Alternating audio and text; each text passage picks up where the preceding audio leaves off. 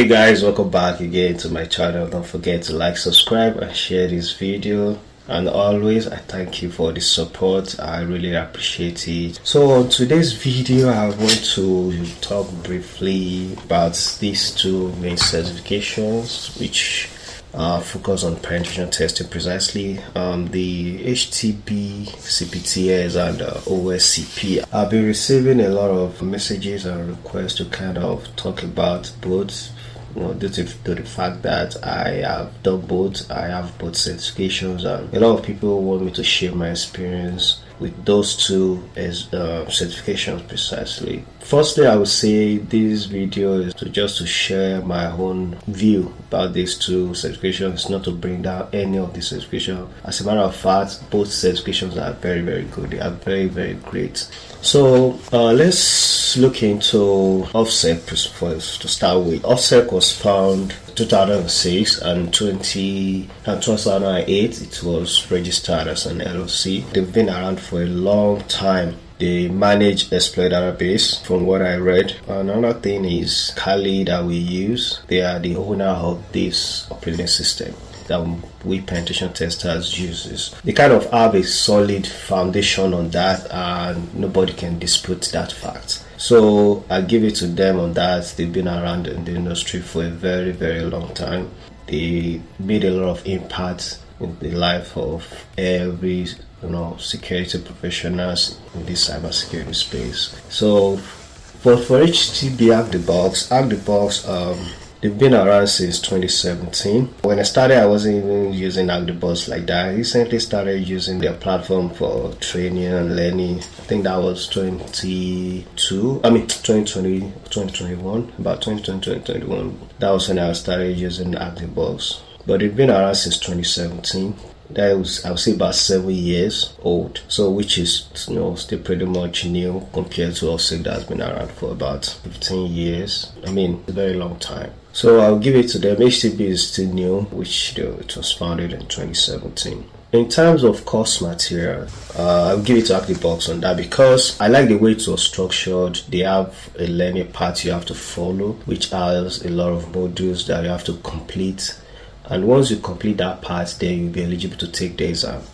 One thing I like about the part is it's structured, and once you finish the part, once you understand the part, all the modules, I can guarantee 100% you will be able to pass the exam. There is a lot of materials there which has a lot of information.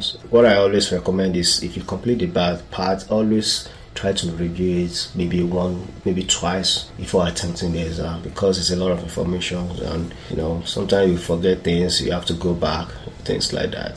So the course material alone is enough to pass. Maybe during the exam you can do a little bit of research, but I would say up to 90-95% the course material is enough to pass it. On this offensive security side, OSCP, it has the materials as well. The materials are very, very good, but they are not enough to pass the exam, in my own opinion. They are very basic compared to what you would meet in the exam. They have videos, but the video is not, in my own opinion, it wasn't helpful for me. When AI is talking on the video, it's not like a real person is talking, so that even made it worse. I don't really like that about it. So even if it's only the PDF file that's released for students, well, that would have still make more sense to me, but the video wasn't helpful for me. I don't like that part about the OSCP material. I feel like they should improve on the quality of videos. If they want to give us some videos, they have to be maybe the actual person teaching it, things like that will make it much more better compared to using a kind of AI voice. I didn't enjoy it. I read the PDF, not all of them, but because I have the experience already, I did the OSCP first, and I didn't like the course material, the way it was structured, but what I think is because I have some experience already, so that helped me a lot during the exam. But in terms of the course material, it's not enough to pass. You still have to utilize a platform like Hack the Box or Try Me or that platform to practice before you attempt the exam. I didn't solve everything before I attempted the exam, but I solved some of them, and they were really, really good. They have some Active Directory lab you have to complete, to practice. I enjoy the lab. But in terms of the course material, you still need something extra to enhance your skill before attempting the exam. HTB, in terms of the course material, they have solid course material that can help you pass the exam without using any external or too much external resources. That is that about the course material. One other thing I want to add is the pricing. OSCP is about $15.99, which will give you about 90 days lab access. I think the pricing is a lot because not everybody could afford that. I mean, for me, it took me a long time before making decision to go for the exam, and also the price is part of what I was considering then. Compared to Hack the Box, which is about $210, but if you combine the Hack the Box utilize Cube to purchase those modules. So for me personally, I've subscribed to Hack the Box monthly, so I always get cubes every month. So I can't give you the rough estimate of what the total will plus the exam, but it should be about $400 for the course material and the exam. So I would say maybe about $400 or a little bit more. But compared to OSCP, which is about $15.99, that is a lot of money, and I feel that is why a lot of people don't want to attempt it, because you don't want to put that kind of money out for a certification and feel eventually fails it. That can lower the morale of that kind of person. Or I wouldn't say HTB is not expensive. Not everybody can afford that kind of money too. But compared to $15.99, is a huge gap and difference. In terms of pricing, Hack the Box is still much better and it's still much more affordable. The next thing I want to talk about is the recognition. So for the fact that OSCP has been around for a very long time, that gave them a edge over Hack the Box. Most of job positions out there related to pension testing or red teaming, they require OSCP. At least that is the least pension testing certification from OSCP for someone who's just starting as a pension tester. Most organizations requires OSCP. Once you have that, or you have that on your resume, that is a huge edge over someone who doesn't have it. They are very well recognized in the industry, I would say. Compared to Hack the Box that I just started, the certification should be about going to 2 years now that CPTS has been released. Maybe a year, almost 2 years. I'm not sure about that, but it's still very much new. It's not actually well recognized yet. I believe with time it's going to get recognized, and a lot of people will be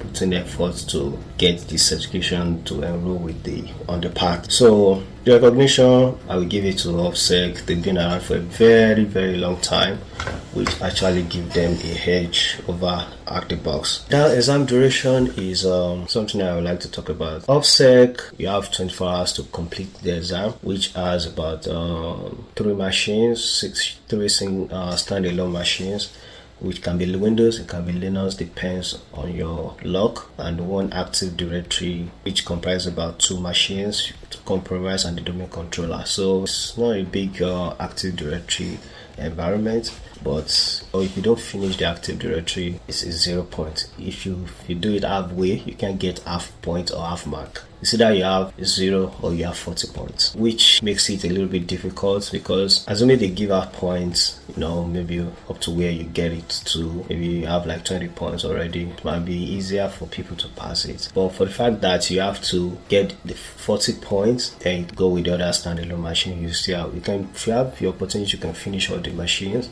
And if you do, but you need 80 points to pass the exam. Once you have your 40 point, then the other standalone machine, you can have another 40 point there. So which guarantee you being passed the exam. The challenging part, in my own experience, I struggled a little bit on the Active Directory environment, even though it was a small environment, but it was very challenging for me. I spent about 10 hours on the Active Directory alone. But on the standalone machine, the 2 standalone I did was Linux. The Linux were so easy for me. I finished it both in about 2 hours. I finished both Linux first, then I concentrated on the Active Directory. But some people, depend on your skills, depends on your experience. Some people might find it challenging, but for me, the machine were kind of easy for me, or maybe I'm lucky, I don't know. But the Active Directory was kind of difficult for me. It took me about 10 hours to finish. So total time I spent on during the exam is about maybe 12 to 13 hours mark. Let me say about 13 hours total. I slept for about 5 hours. One thing I want to say on that is always make sure you sleep, because I remember when I was struggling with the Active Directory, especially the second machine on the Active Directory, I tried everything possible in my own knowledge and my own research. I wasn't getting it. And that was about 10 p.m. in the night, because I started in the afternoon. When it was like 10 p.m. in the night, I was stopped. Compromised the first machine. I was on the second machine. Then, from there I can get to the DC, but I was struggling with it. I was like, about 10 p.m., I just decided to sleep. I messaged the proctor, I want to take a break and sleep. So when I slept for about 5 hours, because I even slept more than 5 hours. I slept I slept around past 10, and I woke up around 4:15. I took a long sleep, and when I woke up, it was just like I dreamt about the solution when I slept. So when I woke up, I just messaged the portal, I'm getting back into the exam. And let me tell you, I didn't even spend 5 or 10 minutes, and I got it. When I got the second machine, the controller was so easy. I finished everything in about 20 minutes. That tells you sometimes your brain needs rest. When you're stuck and you're trying to overwhelm yourself with a lot of thinking and all that, it can stress the brain. Sometimes you just need to relax, take a deep breath, sleep. Then most of the time, it's only one little mistake you're making that that's why you might not be getting it right. So sleeping is very, very important. Take a lot of rest as much as you can. When I woke up, got back to the system, and I finished it in about 20 minutes. So that is one of the things I noted during the exam, which is why I always tell people to always take a break, rest whenever you're writing any kind of exam. So that was my experience on the offensive security OSCP exam. On Act the Box CPTS, it's about 10 days exam. CPTS is a huge activity. It's like external to internal penetration testing. You gain access from the public facing web, to the internal environment. It has about 6 machines, I think. So 2 Linux, Windows, and 2 DCs. It was kind of a huge environment compared to OSCP rather. I find it more challenging. The exam took me about 8 days, I'm telling you, because I only had 1 day to write reports. For the fact that I was working or so, I didn't have much time to spend on another day, but it got to a point where I wanted to give up on it, because I got stuck a couple of times. Sometimes, and one thing I like about the CPTS is you can always go back to the module if you find something that you think this is the right thing, or you've read about it. You can always go to the modules and just check, type it on the search and just check for whatever you're looking for. So, for example, if you want to perform a Kerberos attack now, maybe you're missing something out, you can just type Kerberos on the search on the module, then to bring you the module that talks about Kerberos and all that. So it's kind of easier to just use the search input on the website. So in case you forget something, you can easily go back to it. But in terms of the exam itself, the exam duration is 10 days, and I spent about 8 days to finish the exam. In terms of difficulty, it's much more difficult than OSCP. Even though they are structured differently, OSCP, they have standalone machine and own Active Directory, but CPTS is more like external to internal pen testing. So they are structured differently, which is why I don't really like the comparison in terms of the structure, because they are not structured in the same way. In my own opinion, I would say CPTS should be like the standard for anyone who want to dive into penetration testing. CPTS exam should be the standard because it touches everything, the web parts, the Active Directory part, which is why I would give it to HCB on the exam duration. They give you time, because even normally in penetration testing, you don't pen test in 24 hours. Pen test in 2 weeks, 1 week, depends. So you have more time to research, you have more time to think through, you have enough time. Basically, that is what I feel, or that is how pen test looks like in the real world. You take time, you do your research and dig in and all that. So nobody does a pen test in 24 hours, which is why I always say it's much more realistic compared to OSCP. OSCP is more of a CTF, even though both you still capture flags in both, but in terms of the real world scenario, I would say CPTS is much more better.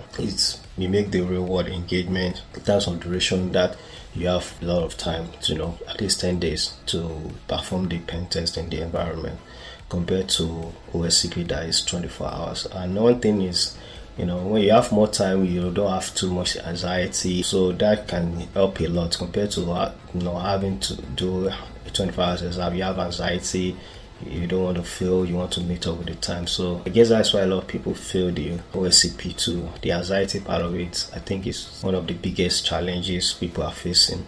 Assuming they have, even if it's 2 days, they give you 2 days to solve it, a lot of people will be passing it. I believe that. But for the fact that it's 24 hours, it's kind of more difficult to pass if you are not really skilled, or if you are very, very beginner. It might be difficult, you might find it challenging. But also HTB, they give you more time to perform the engagement, have time to write your reports. OSCP, you have 24 hours to do the exam, and you have another 24 hours to write reports. In terms of both in exam duration, I will give it to Ask the Box, because they give you more time for the exam to perform the engagement.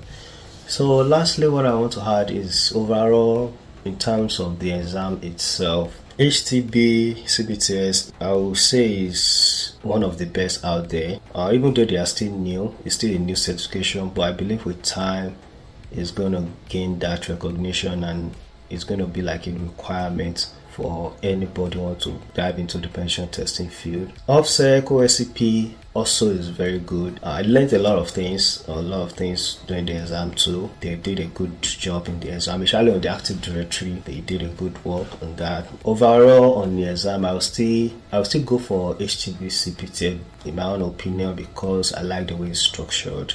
It's kind of make real world penetration testing. You have to get access from external to internal, more like that. So that is how it's done in the real world. On the OSCP too, the way it's structured, like I said, is different. On the Active Directory as well, you have to gain access from the outside too, from the Active Directory. But the environment is not huge, it's a very small environment. And also they have 3 other standalone machines that you have to compromise to get your points. But yeah, that is what I can say about both. But overall, both exams are great. I enjoy both, and I would definitely recommend both.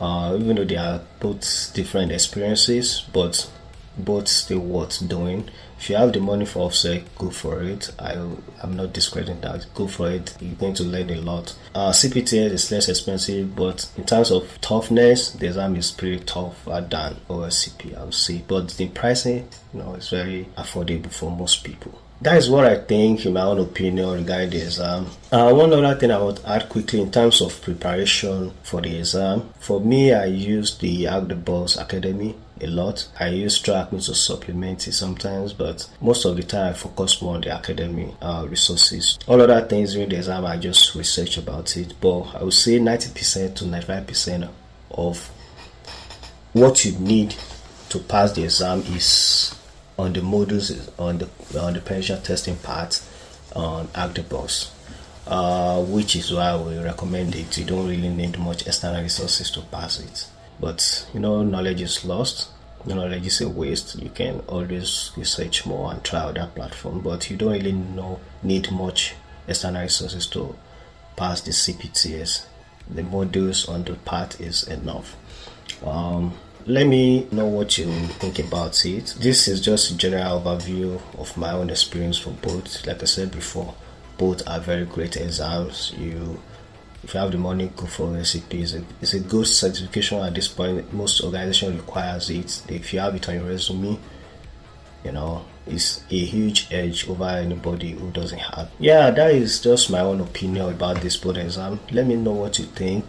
I'm looking forward to the comments and your own thoughts about it. Thanks once again, everybody, and I'll see you on the next video.